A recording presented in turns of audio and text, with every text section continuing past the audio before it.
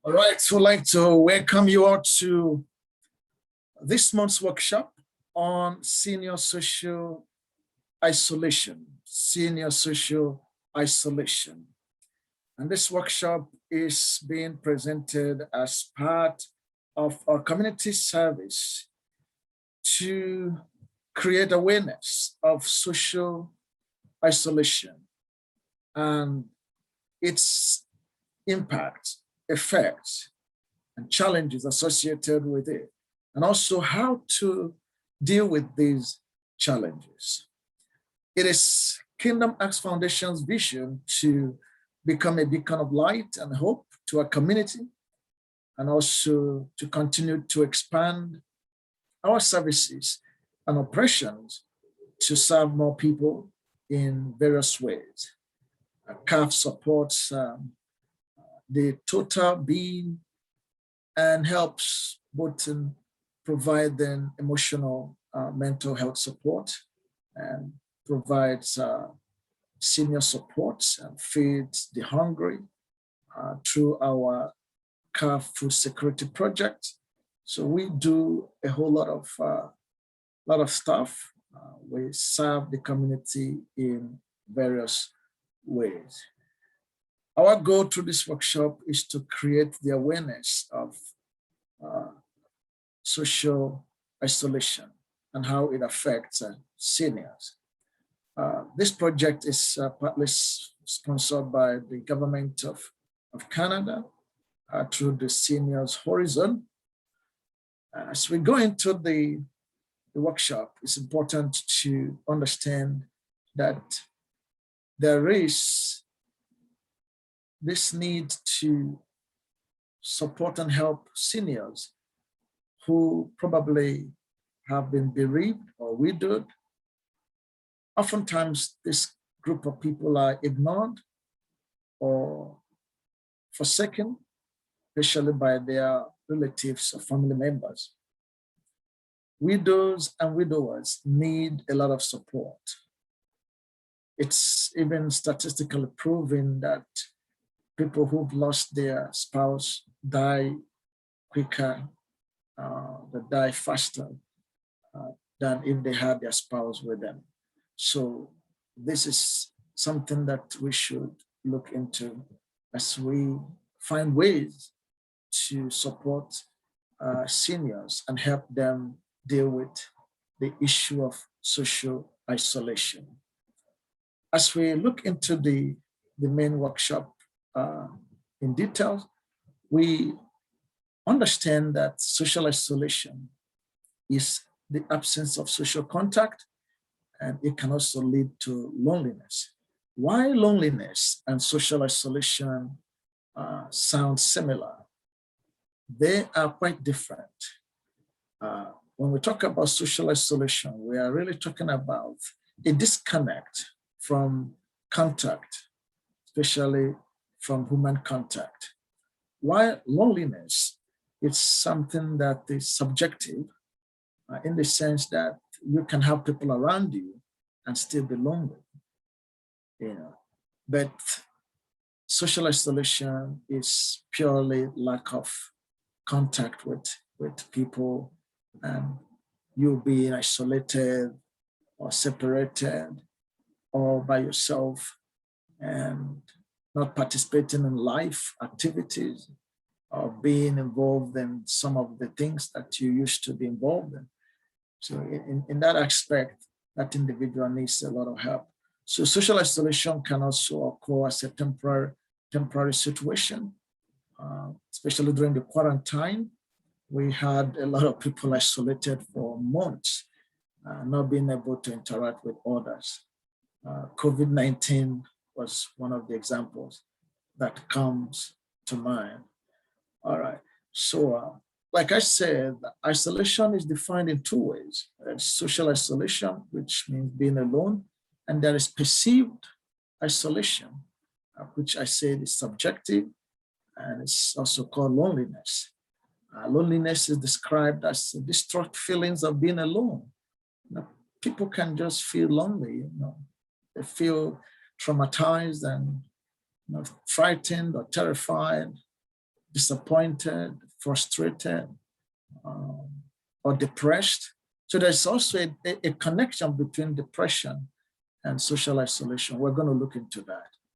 So one person may interact frequently with others but still feel lonely, while others may have limited socialization, but they're still perfectly content, just happy with one or two people around them, or even no one around them.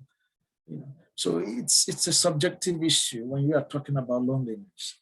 But social isolation is kind of very critical, and it's actually a very big problem in our society. So while loneliness may be associated with self-esteem, and social isolation indicates a decrease in life efficiency or self-efficacy. People become casual, a little bit reserved, unconcerned. They want to just be left alone. They don't want to be involved in anything. They become unkempt. They sometimes forget to take care of themselves. And that is when it becomes a very critical problem. So there's a high cost for loneliness and social isolation. There is an infographic here. It says 1 in 5 Americans often feel lonely and socially isolated. And 3 in 10 millennials, those who are born in the 90s, they've also feel lonely. And there are 3 major causes of social isolation or loneliness, as the case may be here.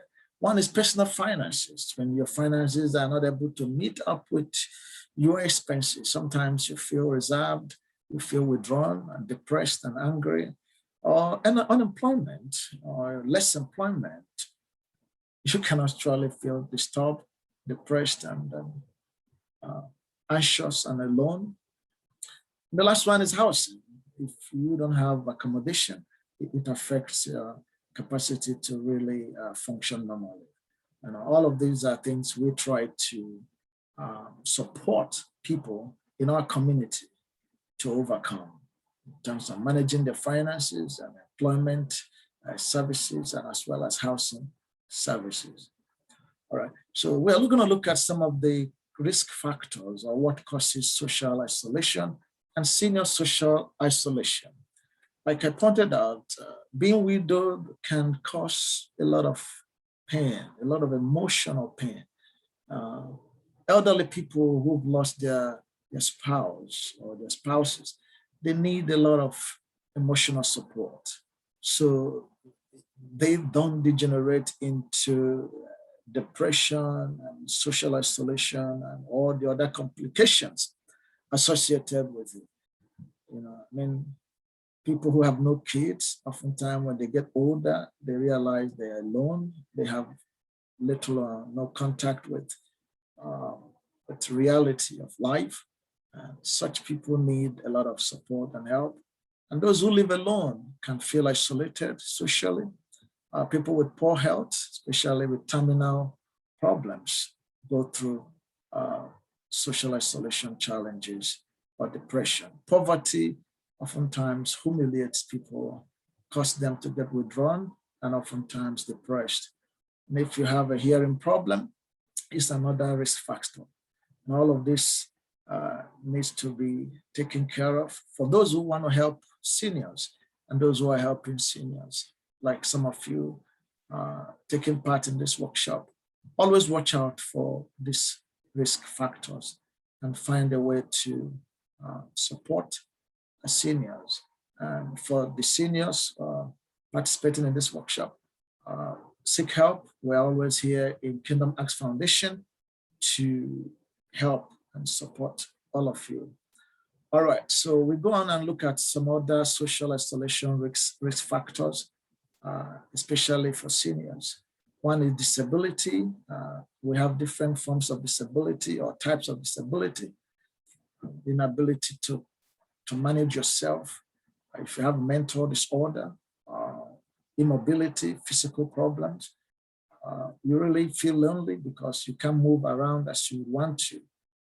We talked about living alone, which most people find themselves, not because they want to live alone, but because of housing problems, or just because of housing generally. People cannot live separated from others. limited finances, it can lead to self-isolation and social isolation. Impaired mobility, if you are blind or legally blind, or you can't hear, you have hearing loss, or you've lost one of your limbs, or your feet or leg, you can't walk, or you have one form of disability or the other, it can also lead to social isolation. If you have no family member who is close to you or live nearby, or you don't even have a spouse, you've never been married, as a young person, you might not care about this, but as you get older and become a senior, you see how important it is to have someone to share your life with at that old age. Transportation challenges, inability to drive can hinder you from moving around, going to places where you need to go to and become a part of events in the society. Or you've been divorced, separated, or widowed. All of this could lead to senior social isolation. All right, so it can really cause someone to grow older, become wrinkled and grow older than you should because you're all by yourself, no cheerfulness, no enjoyment.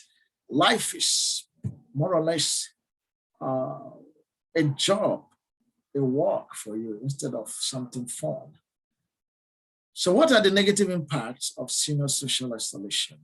One is Alzheimer's disease. The more you're disconnected from people, the quicker you degenerate into some of these problems here. Alzheimer's is this cognitive decline, inability to think properly or to coordinate your faculties properly, high blood pressure, high BP, which can also cause things like stroke and other cardiovascular problems, and heart disease, because we've talked about this, can lead to a lot of cardiac arrest, cardiac arrhythmias, and high blood pressure, which can lead to kidney failure, and all forms of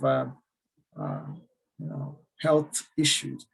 So we found out through research that all of these affect African Americans or Black Canadians, as the case may be, disproportionately. And in addition to what we've mentioned here, Alzheimer's, cognitive decline, high blood pressure, and heart disease, also poor nutrition, less cognitive stimulation, which leads to greater cognitive decline, higher levels of anxiety and depression, and lower levels of self-care. As you see all of this being manifested in the life of the seniors or even the younger people, it's a pointer that that individual needs help, needs to become socialized or become part of the community, get engaged and get involved. In Kingdom Arts Foundation, we try to provide opportunities for seniors to be engaged and be involved. We have events, we have barbecue events, we have seniors interaction seminars and programs and courses, and even this Zoom meetings, and we have picnics for them. So we've got a whole lot of activities that increases seniors' awareness and their social cohesion and social interaction. So there's no need to be alone. You need to be a part of a community. So let's look at the correlation between senior isolation and health. Correlation. Are there some correlation? And the answer is yes. Isolation and loneliness affect seniors, both men and women. They impact the quality of life, and this correlates to negative health outcomes. And these negative health outcomes include cardiovascular diseases, like we mentioned, stroke, diabetes, hypertension, obesity, depression, cognitive decline, Alzheimer's disease, and early death. So someone may be wondering, why is it that when people get older, they start aging very fast and oftentimes start developing some debilitating terminal illnesses?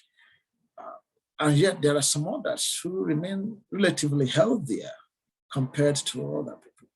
And I want to tell you that outside of some other health markers and lifestyle markers, social isolation is one of the reasons why most elderly people develop a lot of health crises or become predisposed to health problems. So if we can find a way to support seniors, provide opportunity for them to interact and socialize and feel like they are still contributing part of the society, we can help avoid some of these diseases from literally crushing some of them to early grave. This is why we conduct this workshop and why we try as much as possible to be part of seniors and their lives and support them as much as we can. All right, social isolation and health risk factors. According to CDC, social isolation significantly increased a person's risk of premature death from all causes, yes. You know, you can have a disease, maybe diabetes, maybe hypertension, maybe some cardiovascular problems. But if you have support system, you can actually live longer than expected. But if you have all of these diseases associated with aging, and then you are socially isolated, you can die. You can die, especially, you know, become terminally ill. So social isolation is a precursor to a lot of health issues affecting seniors. And if we can handle social isolation, we would have helped a senior or seniors protect themselves and live quality lives, take care of themselves, and enjoy the remaining part of their lives without all of this aches and pain. According to World Health Organization in 2003, they said increased rate of premature death, lower general well-being, more depression, and a higher level of disability from chronic diseases are linked to senior social isolation. So how does senior social isolation lead to depression and stress? One is through stress, we talked about it, and the other one, illness and chronic conditions or aging. How does social isolation affect all of this? The answer is simple. Social isolation may be associated with other symptoms and signs, including withdrawals, lack of interest in daily activities, boredom, loss of interest in personal hygiene. The person won't take care of himself or herself, won't brush his teeth or her teeth or take his shower or dress properly, you know, eat and binge or starve. Depends on how the individual feels, develop some terrible, unhygienic habits. The environment is unkempt. The person can become a hoarder, hoarding things and scattering things all through the room. The person may find it difficult to sleep or oversleep. The person may have what we call accelerated cognitive decline, which leads to dementia. Look at it. So it's important to consider this as a very key factor in accelerated aging. Social isolation is a key factor in accelerated aging.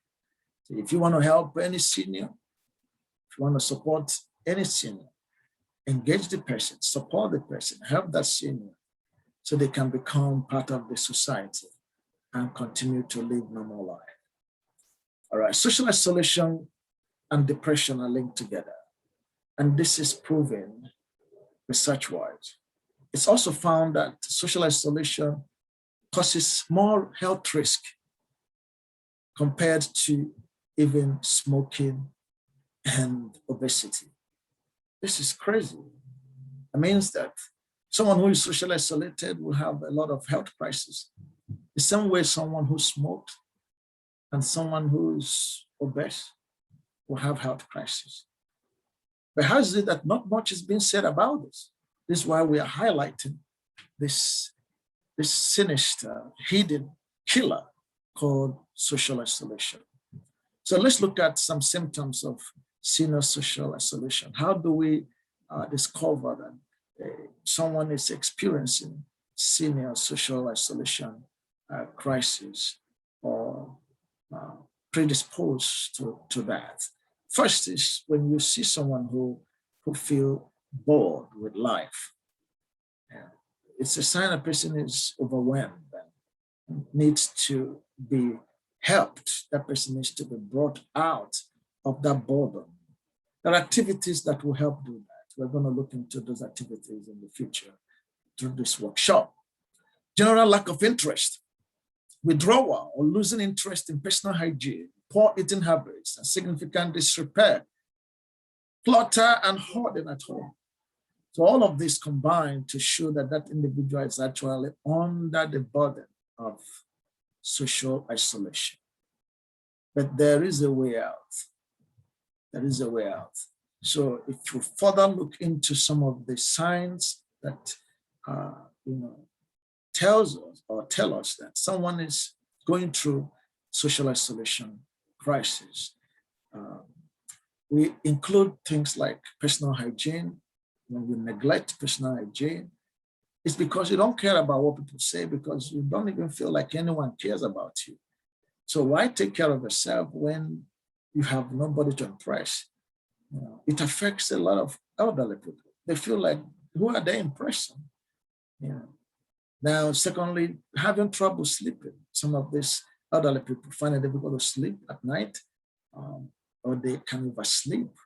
We've helped a lot of seniors go through this crisis period in their lives. We've mentored and supported seniors who are experiencing some of these aforementioned symptoms or risk factors. A drastic change in weight loss is also a sign that someone is socially isolated, especially seniors. Decline in cognitive ability can be caused by a lot of stuff, but social isolation may be a pointer to that. Loss of interest in hobbies. When you can't get involved in anything, maybe it's something you love to do in the past, and you don't want to do them again. Maybe you love to walk the park or walk the dog, do crochet, or you love to just go out and volunteer in a not-for-profit. Now, suddenly you don't want to do that. It's a big problem. It's a sign that something is not okay, that something needs to be done. And this is where we come in. We help seniors go through this kind of situation. So how do you combat senior social isolation? First, you got to help that individual rekindle the hobby, an old hobby, rekindle the passion for that. Most seniors, they love to engage in conversation and to engage in sports or engage in games, and they want to engage in volunteering with organizations, or maybe do crochet, or they are into writing, or any activities or anything else that they are used to or they love to do. Such seniors should be helped to get engaged, re-engage in those activities. And there's a way to help them go through that. Sometimes they have to get some exercise. We encourage seniors to be involved in an exercise, maintain a social network, be a part of the community, be a part of a group of people who are involved in life. Also get a pet for those who love pets. Another thing is regular healthy communication. Find someone to talk to, someone to communicate with, someone to share life with. Get enough sleep. This is how we help seniors go through the challenges of social isolation. So you can see here some of these infographs and pictures of elderly people who are involved with life. They're just having fun, laughing, rejoicing, exercising regularly, eating well, learn something new, join social activities, learn a new language, or got a pet. So how do you prevent social isolation from occurring or from destroying many lives, or help seniors overcome it? What we do is we make transportation available to seniors, which is very important. Some of them can't drive, so we drive them across the city to see their doctors, do grocery, visit people, or get involved in events and join picnic groups, and also be a part of social events in the community. We also help to promote a sense of purpose by letting them know they are very important, they are relevant. We are very busy in our facilities, so we create opportunity for some of the seniors to be part of our food security project, and also be part of helping the young kids during our camp meetings. We also help the elderly people, encourage them to be part of a religious group, gather with other people, pray or meditate or do whatever is necessary just to be part of other community. For seniors who love pets, we encourage them to get one and take care of it and have someone to or something to talk to, and keep you lively. Encourage the seniors to develop a positive body image. Take care of their body, take shower, dress properly, comb their hair, do their hair, or do all kinds of personal hygiene work just to appear presentable and normal. We have people who help some of our elderly people maintain healthy lifestyle. Encourage hearing and vision tests. This is important. We have seniors in our group who visit their ear or eye doctors all the time. We encourage them to check out some of these areas of their lives or areas of their health, because they play a major role in how they see themselves. Adaptive technology is very important. I remember we helped one of our seniors to get a cell phone, which he never had all his life. He just got a cell phone recently, and it's now easier for him to talk to us and for us to talk to him, regardless of where he is. All of these are the things we encourage seniors to do. Encourage dining with others. We usually go out with some of the seniors, dine out in a restaurant, just have time to socialize with them. So we encourage that. Human beings are designed to interact and to meet together, fellowship together, and socialize together. Food is not just for eating, it's also a place of togetherness, a place of sharing, a place of communicating and doing life together. All right, some seniors have the problem we call incontinence problem, because they're older, sometimes they mess up their clothes, in one way or the other. So we provide encouragement and support and understanding. It's not a time to shame them. It's a time to encourage them. It's a time to support them. It's a time to assist them. We actually visit some of our seniors. We visit the homes just to help them and then support them and let them know they don't have to be shy or be ashamed of this. It is part of life. It's one phase in life that everybody must get to if you live to be a senior. All right, give extra support to seniors who have recently lost a spouse. This is very key area of social connection and social network. We are not designed to live alone. We are actually designed to live in a community. So if you have a senior who's been bereaved or widowed, it's important to help that person plug in into the society, into the community, and become a part of the community. All right, look at these images of seniors. They gather together, see how they're helping themselves, practicing, doing exercise, just developing and exercising their biceps and their cardio, just by drawing the strings. Some of these are things that seniors who live in senior homes or senior community homes should get involved in. Now, here is a card. They're playing cards, just having fun, laughing, rejoicing, and communicating with one another. Look at this, and a cup of coffee, smiling, rejoicing, being part of a community. That's what we try to do and to offer to the seniors in our community. And here's the adaptive technology we talked about. This is a senior maybe talking to her grandkids or great-grandkid, as the case may be, and see the laughter, see the expectation, the joy in her face, because here, she's probably communicating with some people that she will never in her life thought she will be talking to. But thank goodness for this technology. She's able to communicate with her great-grandkids who will probably live some thousands of miles away, and they can keep her busy throughout the day or throughout the night, just calling through the Zoom or through live calls and chatting with their grandma and great-grandma. Yeah. So this is the end of the workshop today, and I believe you've picked one or two things. Our goal is to uh, continue to offer you the support that you need to navigate some of the challenges associated with aging. Being a senior is an opportunity, is a privilege. Not everyone gets to live to that age. For you who have come to live to that age, we want you to know that nothing stops in your life. You can keep living quality life as you've always done. Our job is to help you and support you through this process. All right, so we will take your questions and we will answer them. But for those who want to jump out of the workshop, we want to wish you well and thank you for being a part of this.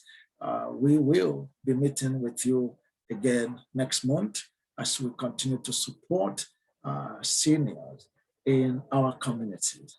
On behalf of Kingdom Acts Foundation that brings these services to you, my name is Dr. Godwin Ude, the Executive Director of Kingdom Acts Foundation, and we thank you for being a part of this organization. See you next time. Bye.